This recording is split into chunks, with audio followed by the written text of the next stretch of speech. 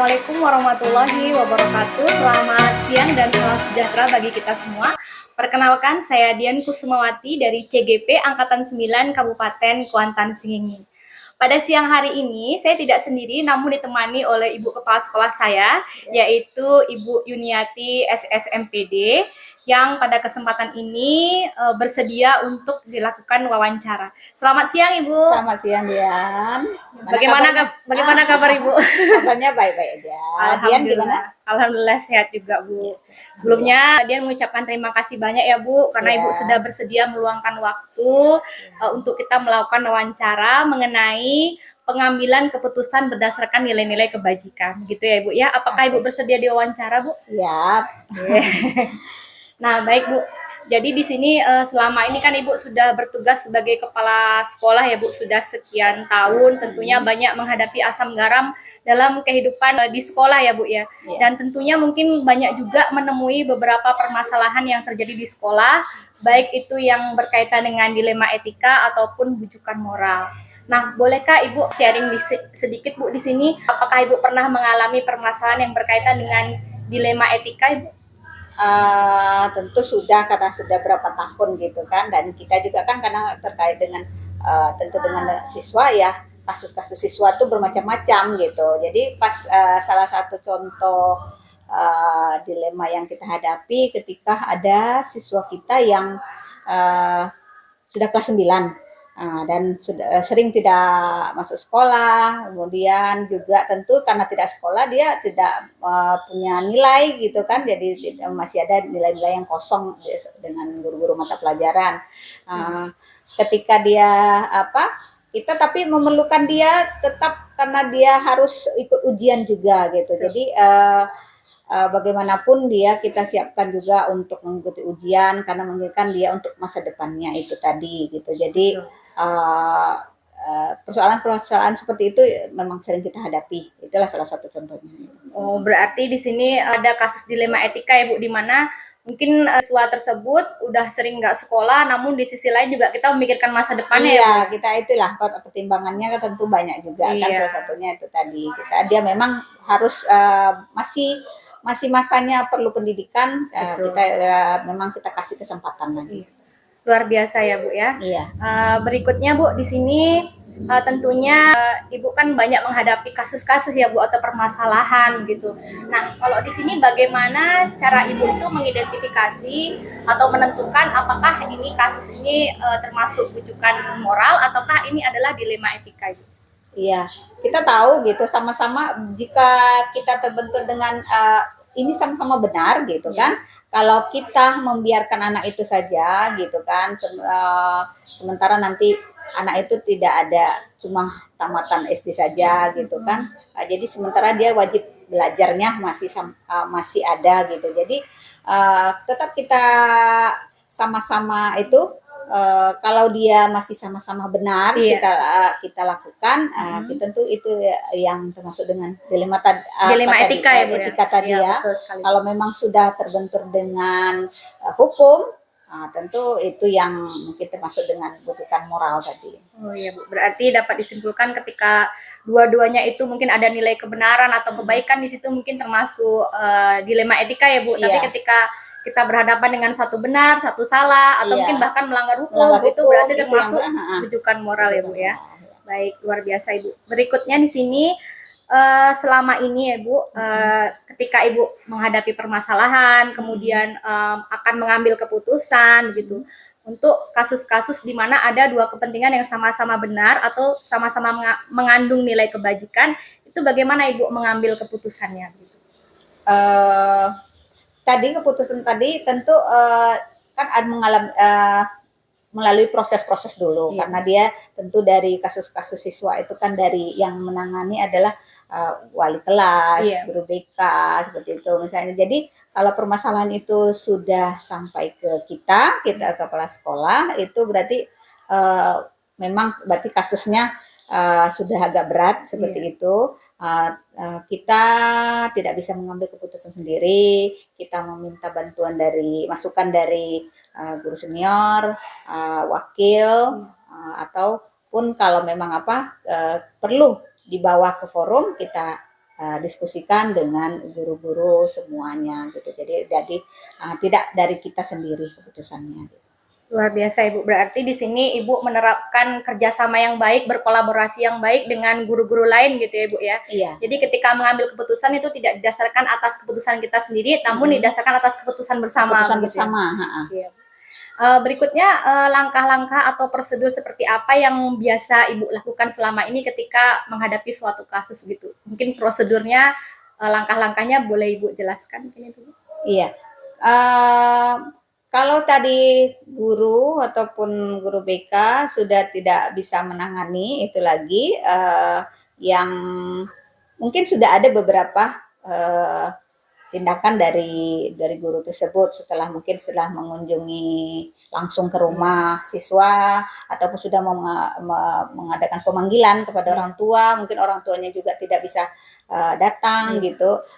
Itu apa yang terbaik yang kita lakukan, tentu juga masih masukan dari kembali ke kita bawa ke forum, kita tanyakan ke guru-guru yang mana mungkin dari guru-guru itu kita dapatkan masukan-masukan yang bisa lebih mempermudah kita mengambil keputusan. Iya, luar biasa ya Bu. Jadi berarti memang di sini ada urutannya ya Bu, tidak serta-merta permasalahan tersebut langsung ke Ibu, namun ada prosesnya gitu. Iya, Dan ketika ternyata permasalahan itu tidak bisa diatasi oleh guru dan akhirnya nyampe juga ke Ibu selaku Ibu kepala sekolah, tentunya nantinya juga akan diambil keputusan secara bersama-sama kembali ke forum gitu ya. Baik. Luar biasa ya Bu. Nah, di sini ada menurut Ibu hal-hal apa saja yang Ibu anggap efektif dalam mengambil keputusan pada kasus-kasus dilema etika ini? Sepertinya memang kalau bertemu dengan dua sisi yang benar seperti itu, kita cara yang efektif adalah memang mengedepankan hati nurani itu gitu. Jadi apapun itu keputusannya, kita memikirkan dari berbagai sudut gitu kan, baik untuk siswanya, baik untuk orang tuanya, baik juga untuk kita gitu di sekolah gitu. Berarti luar biasa Ibu berpikir berdasarkan basis akhir, apakah ini baik untuk siswanya, baik untuk sekolah dan baik untuk seluruh pihak gitu ya Bu itu, ya. jadi merasakannya, jadi kita nggak merugikan salah satunya gitu. Luar biasa Bu, sangat menginspirasi. Jadi ketika ini pun pelajaran untuk saya ya Bu, ketika sesaat ada menghadapi permasalahan, kita juga harus memikirkan bagaimana akhirnya nanti ini, apakah baik untuk semua atau tidak. Ketika ternyata segala hal itu baik untuk semua pihak, untuk peserta didik, untuk sekolah dan lain sebagainya, tentunya kita mengambil berdasarkan itu tadi. Baik Ibu. Nah di sini ketika Ibu menghadapi persoalan yang berkaitan dengan dilema etika misalnya ya Bu, apa hal-hal yang merupakan tantangan dalam mengambil keputusan untuk menghadapi kasus dilema etika tadi, Bu? Boleh tidak Ibu bercerita di sini, ada tidak tantangan yang dihadapi? Iya, seperti kasus tadi gitu kan, siswa kita masih ngasih kesempatan, kita panggil dia ikut ujian seperti itu. Tentu dari teman-temannya sendiri itu kan akan ada protes, komentar gitu. Kenapa yang tidak rajin sekolah, yang banyak absennya itu masih seperti itu gitu. Jadi tentu langkah-langkahnya harus kita ambil juga gitu. Jadi kendala ataupun halangan seperti itu tuh pasti akan ditemukan. Tapi kita juga harus pandai bagaimana membuat teman-temannya tadi itu, bagaimana kita berikan masukan bahwa memang dia masih perlu sekolah gitu, karena kita memikirkan masa depannya tadi. Paling tidak dia punya ijazah yang bisa nanti dipakai dia di pekerjaannya nanti, di masa depannya nanti. Jadi kita tantangan yang terberat itu memang untuk di teman-temannya itu sendiri, yaitu tadi itulah kita harus pandai-pandai juga memberi masukan kita kepada siswa-siswa kita gitu. Baik Ibu, berarti memang tetap ada tantangannya ya Bu, di setiap permasalahan itu tetap ada, seperti kasus tadi kan ya, teman-temannya mungkin iri gitu ya Bu, ya kok ini kok masih bisa lulus begitu, masih bisa ujian, tapi memang semua itu karena Ibu tadi juga berpikir berdasarkan basis akhir, bagaimana anak ini tetap sekolah, Jadi akhirnya tentu teman-temannya diberi pengertian gitu. Diberi ya, Bu, ya. pengertian karena nanti akan takutnya menular seperti Iya, itu. betul. Apanya gitu kan ikut malas juga lah, Iya. ternyata nanti ujung-ujungnya bisa ujian gitu. Jadi seperti itu yang harus kita minimalis karena apanya kan Minimalisir, ya, betul. apa supaya enggak seperti itu tanggapan Iya. siswa kita yang lain gitu. Iya, betul sekali, Bu. Nah, baik Ibu. Jadi di sini ketika Ibu menghadapi kasus dilema etika itu sendiri, adakah Ibu memiliki jadwal khusus ataukah waktu untuk menyelesaikan permasalahannya tersebut, Bu? Apakah Ibu memiliki jadwal tertentu ataukah Ibu langsung menyelesaikan permasalahannya? Kalau kasusnya itu tadi udah sampai ke kami, berarti kan itu berarti udah kasus sudah berat, udah berat berarti memang harus cepat diambil keputusan gitu. Kecuali kalau dia masih kasus ringan yang harus bisa dihandle oleh guru mata pelajaran atau guru wali kelasnya gitu kan. Itu kan mungkin ada penjadwalan besok apa ke depan selanjutnya apa yang dilakukan seperti itu kan, ada penjadwalannya. Tapi kalau udah sampai ke kita ke kepala sekolah itu harus secara cepat diambil keputusannya. Berarti berdasarkan tingkat apakah masalah ini krusial atau tidak, Ibu. Kalau seandainya benar-benar krusial, tentu dari jawaban Ibu tadi cepat diambil tindakan begitu. Kalau tidak nanti takut dampaknya ataupun nanti berlarut-larut jadi lambat penanganannya, itu nanti kita semuanya jadi terimbas apanya gitu kan. Iya, betul sekali, Bu. Saya juga setuju itu. Kalau memang kita biarkan berlarut-larut, nanti akhirnya malah masalahnya semakin besar, tidak segera selesai. Itu, itulah. Apalagi kalau kasus besar kan. Iya, betul sekali.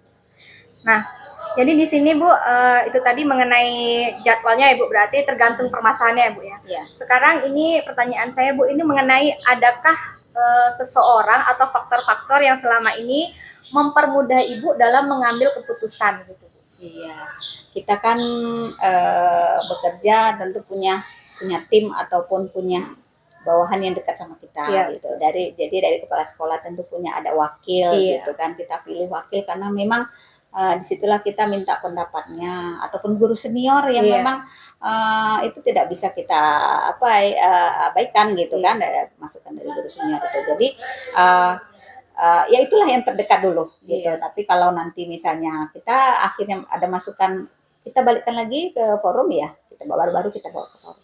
Iya, luar biasa Ibu. Berarti Ibu berkolaborasi terlebih dahulu dengan wakil kepala sekolah Ibu atau orang-orang yang dianggap senior di bidangnya Ibu ya. Baik Ibu. Nah, jadi di sini dari semua hal yang telah Ibu sampaikan gitu kan, mengenai dilema etika atau permasalahan yang terjadi, pembelajaran apa yang bisa Ibu petik dari pengalaman dalam mengambil keputusan ini?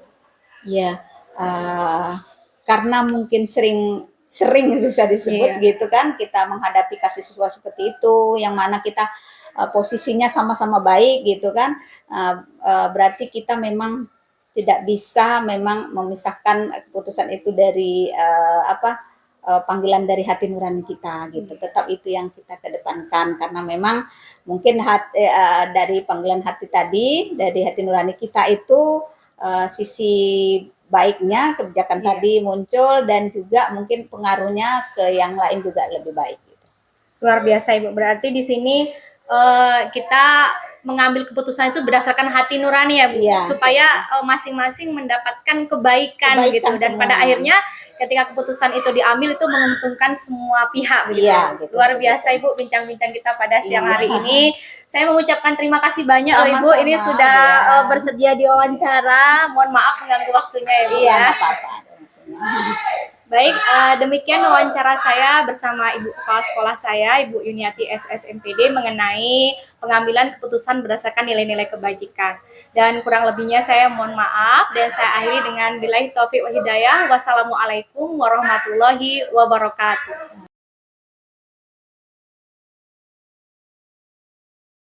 Selamat siang, Pak. Siang, Bu Dian.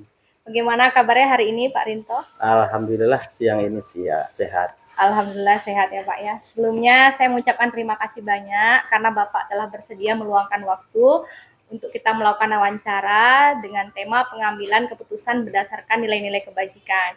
Dan ini adalah tugas dari guru penggerak angkatan 9 di modul 3.1 ya Pak ya. Iya Bu.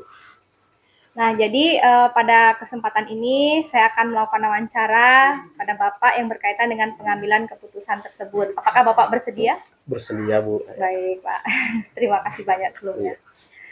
Jadi langsung saja begini, Pak. Apakah selama Bapak menjabat sebagai kepala sekolah, tentunya Bapak banyak menghadapi atau menemukan berbagai macam persoalan gitu ya, Pak. Nah, apakah Bapak pernah menghadapi persoalan yang berkaitan dengan dilema etika, Pak? Ya, setiap pimpinan itu pasti memiliki sebuah masalah ya Bu. Ya tergantung nanti dilemanya gitu kan. Kalau untuk dilema etika, selama saya memimpin, saya pernah merasakan hal tersebut. Pernah merasakan Iya, berarti ya, pernah, pernah iya. menjumpai. Iya.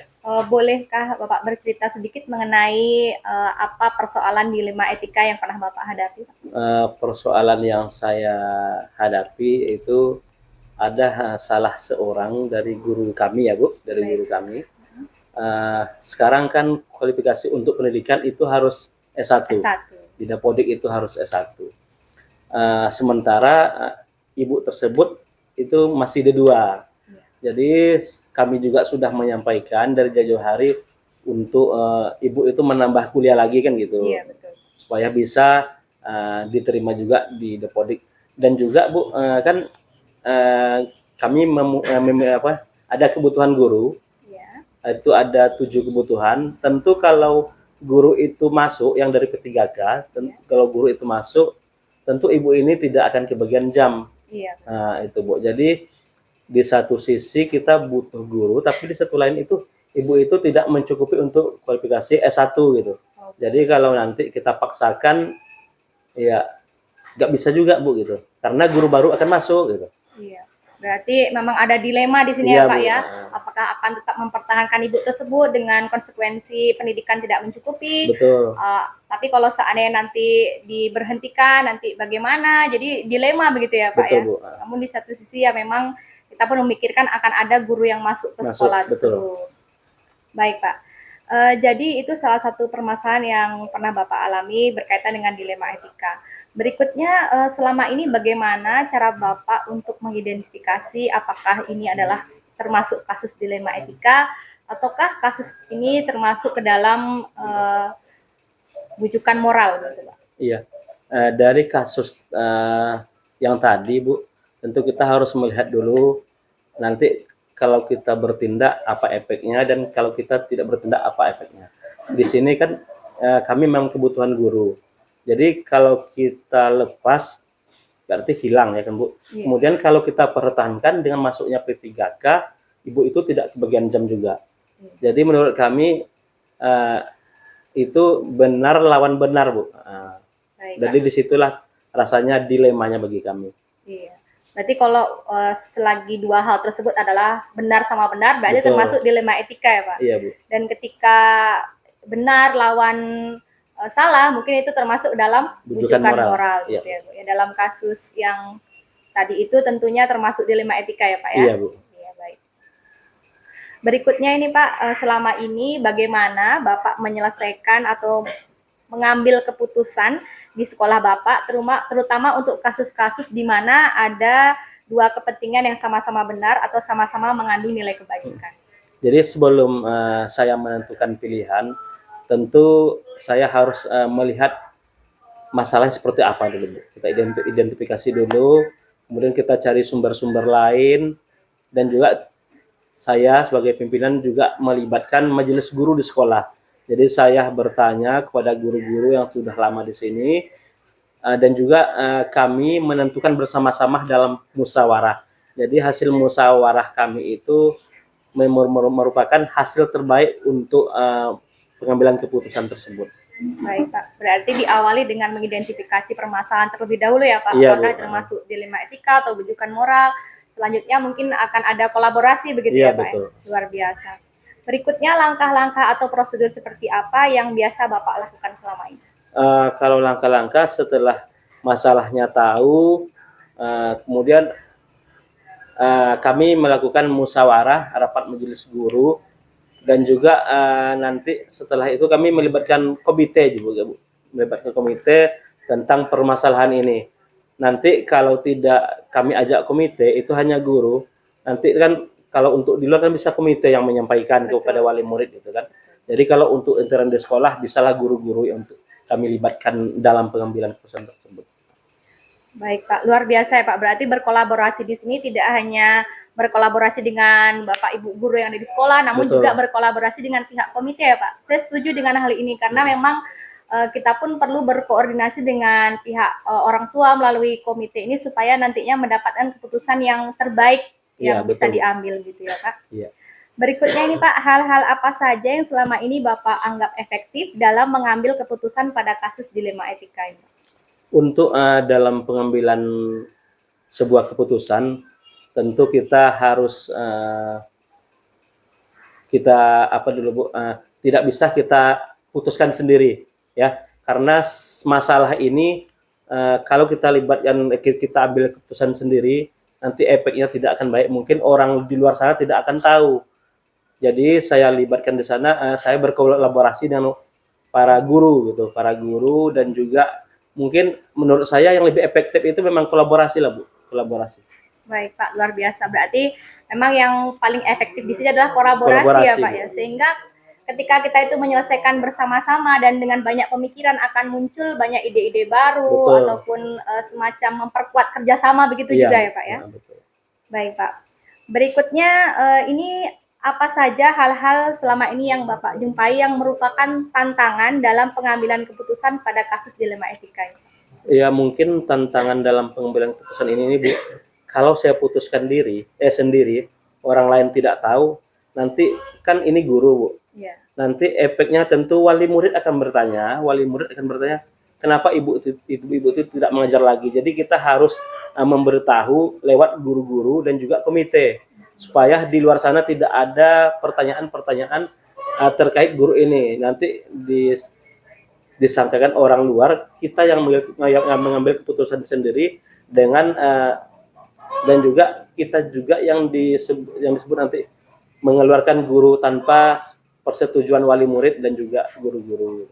Baik, Pak. Berarti tantangannya tentunya kita harus bisa bagaimana caranya supaya tidak muncul berita-berita negatif dari pihak luar. Betul. Atau orang tua ya Pak. Berarti harus bisa menyelaraskan antara apa keputusan yang diambil dan memberitahukannya kepada pihak orang tua ataupun masyarakat. Betul. Di luar sana ya. Berikutnya di sini pertanyaan saya, apakah Bapak memiliki sebuah jadwal tertentu dalam penyelesaian kasus dilema etika ini? Apakah Bapak langsung menyelesaikan di tempat atau memiliki jadwal khusus begitu Pak? Kalau untuk jadwal, saya tidak membuat jadwal Bu, kemudian tidak juga menyelesaikan di tempat. Di sini saya tergantung situasi di mana ada masalah, langsung kami tindak lanjuti, langsung kami musyawarahkan, baru bisa diambil sebuah keputusan. Pak, berarti juga tidak langsung di tempat saat itu juga, namun juga tidak perlu terjadwal, disesuaikan dengan kondisi situasinya saat betul. Itu ya Pak ya. Baik Pak. Berikut ini kita lanjutkan ya Pak ya, pertanyaan berikutnya. Adakah seseorang atau faktor-faktor yang selama ini mempermudah atau membantu Bapak dalam pengambilan keputusan dalam kasus dilema etika ini? Mungkin ada rekan-rekan yang selalu membantu di sekolah, ya, baik guru-guru senior dan juga komite, karena intern sekolah dan komite itu tidak bisa dilepaskan Bu, ada keterkaitannya. Jadi untuk pengambilan keputusan itu saya melibatkan guru-guru dan komite. Baik, berarti yang mempermudah atau membantu dalam mengambil keputusan itu dari Bapak Ibu guru itu sendiri. Betul. Ya Pak ya? Luar biasa sekali Pak. Baik Bapak Rinto, dari semua hal yang telah Bapak sampaikan, pembelajaran apa yang dapat Bapak petik dari pengalaman Bapak dalam mengambil keputusan dilema etika ini? Ya, dalam pengambilan keputusan kasus dilema etika, kita tidak bisa menentukan pilihan ini sendiri, dan juga di sini harus ada kolaborasi.